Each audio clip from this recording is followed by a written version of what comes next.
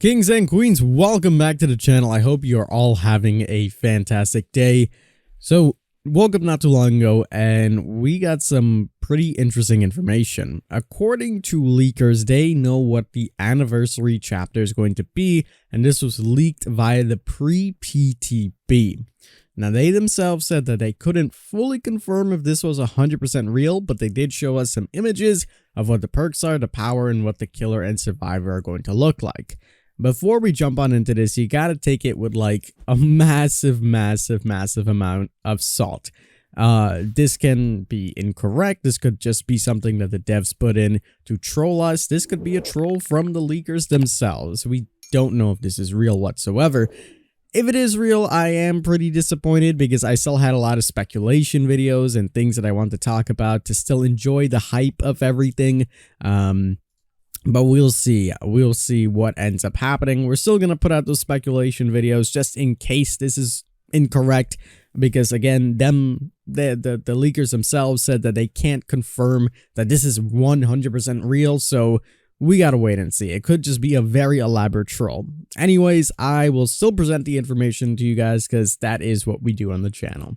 So the first thing on the list is the brand new killer. According to them, the new killer is going to be called the Dredge. You can see them on screen right now, and you can see that they're like a misty or furry, we can't really make it out, creature. They have like a bird-like head with a giant mouth coming down the bottom. Reminds me a little bit of Outlast in a way, and they look pretty messed up. They look like a monster.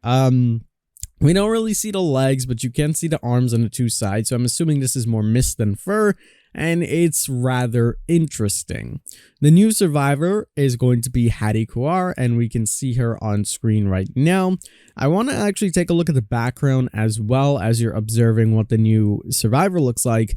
You can see that it looks like a post-apocalyptic kind of world. You can see like there's some fragments of the earth just kind of separated. It reminds me a lot of like a Nuketown style map. So it's interesting. We might get like an outdoorsy type of map. We can see the power lines in the background and the cars and a picnic table. So we might get a city or a neighborhood. Could be interesting nonetheless. And obviously we have Hattie Kouar, and let's carry on. The power is called Reign of Darkness. The special ability is the Gloaming. Press and hold the power button to activate. When activated, the Dredge leaves a remnant behind. Aim at a locker and press the ability button to teleport into it, or press the attack button to return to the remnant. The remnant is disabled when teleporting to a locker or when a survivor touches it. While in a locker, aim at other locker and press the ability button to teleport again. Each teleport consumes a power token. Exiting the locker or returning to your remnant will activate the Gloaming's cooldown, after which all power tokens are recharged. Survivors can place locks on lockers to slow the Dredge exiting them. The Dredge can break the locks by exiting the locker or performing a basic attack on the lock. Each locker can only be locked once. The special ability is Nightfall. The Nightfall meter builds when a healthy survivor is injured, a survivor is hooked, or the teleport power is used. The Nightfall meter also fills faster for each survivor in the injured state. Once the Nightfall meter is full, Nightfall begins. During Nightfall, survivors must navigate in total darkness. The Dredge's teleport is faster with a shorter cooldown, and there is no terror radius. Nightfall ends after 60 seconds. Survivors destroying the remnant also reduces the time of an active Nightfall. So if this is true, that is pretty interesting. We have another killer that's going to be teleporting around, except we're going to be using lockers, which we spoke about in a few fan-made chapters. We also have the entire map becoming dark, which I really like.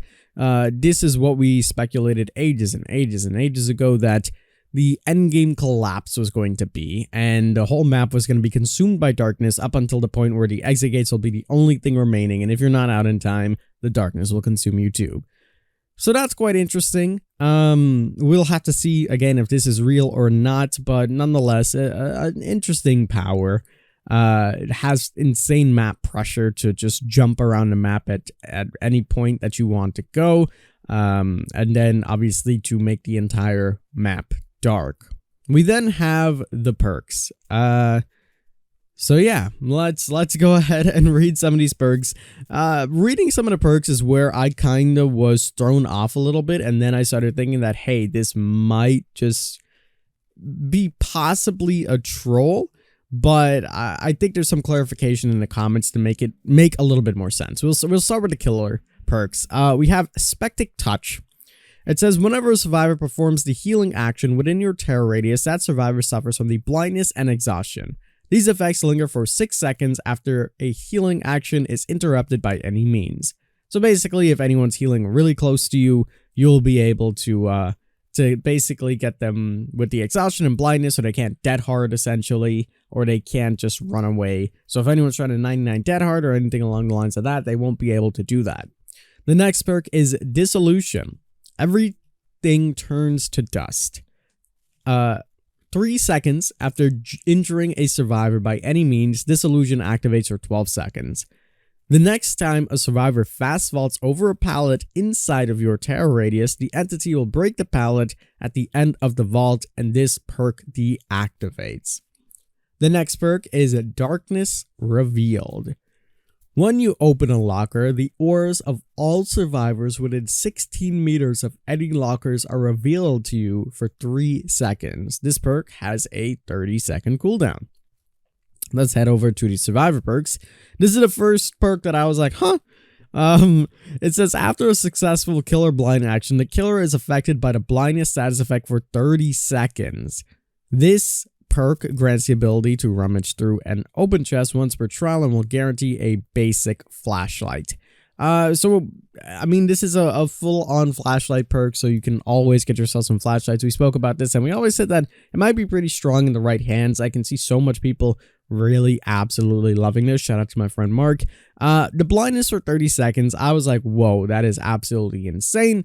But I'm thinking that has to do with the auras, and the killers won't see auras. So let's say you hook someone at barbecue, for example, you won't be able to see anybody's auras, and you will have the blindness effect similar to how survivors have the blindness effect, rather than having an actual blind for 30 seconds.